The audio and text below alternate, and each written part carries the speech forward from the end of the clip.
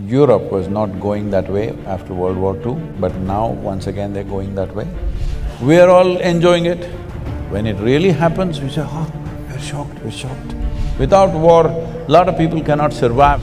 If this one and this one does not solve their problems, the world's problems are never gone.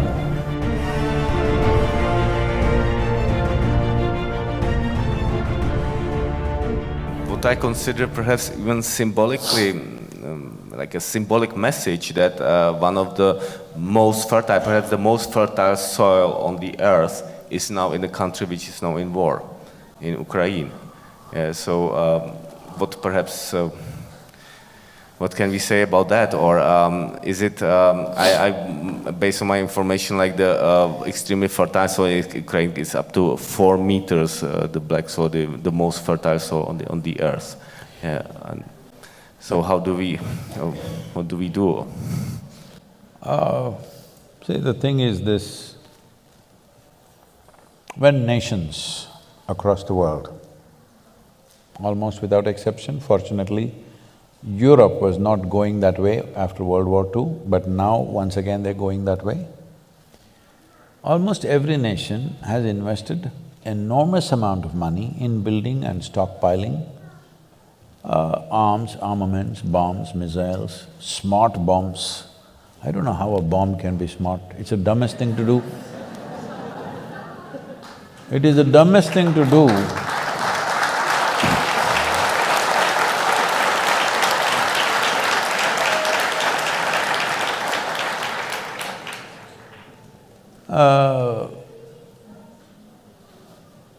See, at least if I pick a fight with you with a sword or a stick or something, there is some crude animalistic pleasure attached to it. 1,000 people are sitting here, you just drop a bomb, all of them died. I don't know what is smart about that. I cannot understand this. But they are talking about smart bombs, where they're saying from 2 miles in the sky, they can drop the bomb into your house through the window. They're very proud of this. So this is not one nation, across the world, all right? So all of us as people, were we all thinking, all these bombs are being kept for entertainment, for display, or it's artwork, what did you think? One day it will be used. Yes or no? It has to be used somewhere. The question is on whom? The question is not whether it will be used or not. The question is just where and on whom, isn't it? So when it is piling up, we are all okay with it. In every movie, there is no movie without a bomb or at least a smashed face. We are all enjoying it. When it really happens, we say, oh, we're shocked, we're shocked. It doesn't work like that, life. This is why I'm telling you about the soil. Will you grieve after the disaster, or will you be that generation will turn the disaster around? This is all the choice we have, because this is our time on the planet. How we do our life is our life, isn't it? So, wars are almost inevitable because economies are built on war. Without war, a lot of people cannot survive. The largest industry on the planet is arms and armaments. How will you not use it? If I am making guns and bullets and I sell it to you and you don't shoot a single bullet, I'm disappointed with you. Hello? This happened, I was at the World Economic Forum. At that time, the Sudanese war was going on, terrible war. Over 2,600,000 people died, out of which 50% were children below 6 years of age. Can you beat it? 130,000 children die in one war. So, at that time, some, movie stars and others are going there and carrying one, an African child is always a trophy. You carry this child and take photo ops and all this is happening. And they showed a video where all these militants or soldiers or whatever you want to call them, they're just going in these pickup trucks, simply shooting at the sky, okay? I said, see, these guys, if I have a fight with you, at least I need to shoot you. If I'm shooting the sky, that means I have abundant supply of bullets, isn't it? Abundant supply. Otherwise I won't be shooting the clouds. If I'm fighting a war, when I shoot, I want somebody to die. Yes or no? Hello? I'm not going to shoot at the sky, but they're shooting at the sky with automatic weapons continuously. I said, see, somebody is supplying them plenty, all right? Otherwise nobody will shoot at the sky. I said, there are 62 industries in the world who manufacture that caliber of bullet. I will give you the addresses. Will you go and lock them up? No. You will go to the war zone and pick up a child and do drama. All you need to do is, if you take away the bullets, once that runs out, maybe they will hack each other, but you can't kill that many hacking, at least. If you can't transform the human being, at least you must defang him, isn't it? Hello? Yeah, defang means you take away his teeth at least. If transformation is possible, fantastic. If that is not possible, at least his empowerment you should bring it down, isn't it? So, we have no intent of stopping the war, let's be clear about that. When it happens to us or when it happens close to us, we will cry. When it's happening somewhere else, it's drama. This inhuman attitude towards war and to killing and the suffering that other people go through we must come out of that. Because most evil things have happened not necessarily because of evil intentions, simply apathy. You sleep through life. Is sleeping a crime? Hello? Is sleep a crime? Hello? No, sleep is a good thing. But if you sleep through your life is a disaster. That is what is happening to the world, both in terms of soil, both in terms of… and in terms of war. This is what is happening, we sleep through. After World War II, we formed League of Nations, we made United Nations. The idea was never again such wars will happen, right?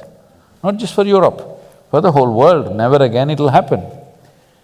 But since then, how many wars? Actually, if you look at it, there's not been a single day's break on this planet after World War II without at least a battle going on somewhere. So, we have issues, we have economic issues, we have property issues, we have issues, all right? This is the idea of setting up a United Nations, that we will fight with our words and solve our problems. We are not in such a la-la land that we don't have any issues, we have issues. We genuinely have issues, isn't it? That two sets of people believe this is it, that is it, there. But this is the idea of setting up a platform which would solve problems. What has happened? We have pushed it to the side and doing what we want to with each other. So, 20th century, 21st century when it began, everybody said, this is 21st century, this is the age of information, this is technology, this, that, no wars. Tell me how many wars in 21st century? How many nations have been destroyed in 21st century? Many. Too many. Too many for 22 years, isn't it? So how do we wake up? See, these are things that you can't turn around overnight, but first thing is, within your hearts, your anger and hatred must go. I must tell you this. I used to attend a lot of world peace conferences at one time. For about 2 years, 2.5 years, I attended a lot of international conferences. Then I saw, for a whole lot of people, this conference hopping itself is a profession, they're making a living out of it. I'm the only idiot sitting there thinking we are working for world peace.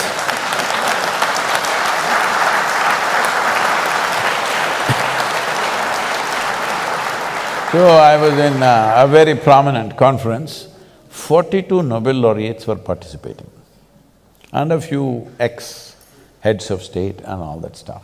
Because when they're head of state, they will do war. After they retire, they will talk peace. This has been the way of the world. So, I was here and this is the third day afternoon. One particular Nobel laureate, it's his turn to speak, and after that I'm speaking. So he came up and this podium is a little exposed, a proper big podium, the wooden thing. So he went and stood behind that and he opened his file. He looked down, he never lifted up his head up. He read 42 pages. And I was sitting in the front row trying to grasp every word. I'm watching every page. 42 pages he flipped. Then I look around, the hall is absolutely peaceful. Because everybody, except the security and a few staff who are standing, everybody has fallen asleep. Then I thought, this is world peace for sure.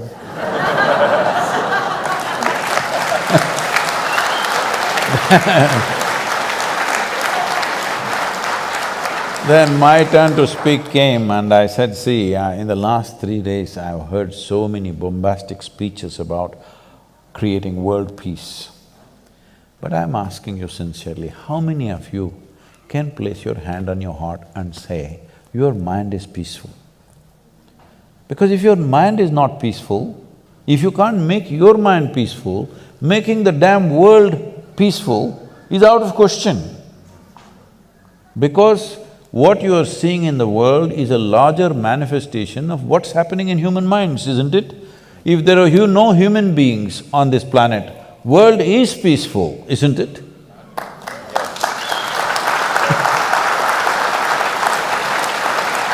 So then I inquired why in the afternoon session everybody has fallen asleep uniformly.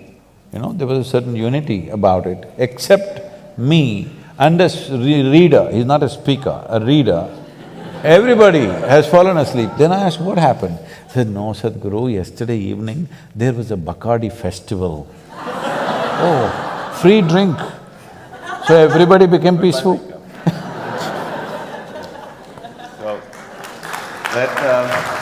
That was the last World Peace Conference I went to. So let us make the wish to make our minds peaceful globally, and I think Olga wants to… No, this is the whole thing. We can't make everybody's mind peaceful.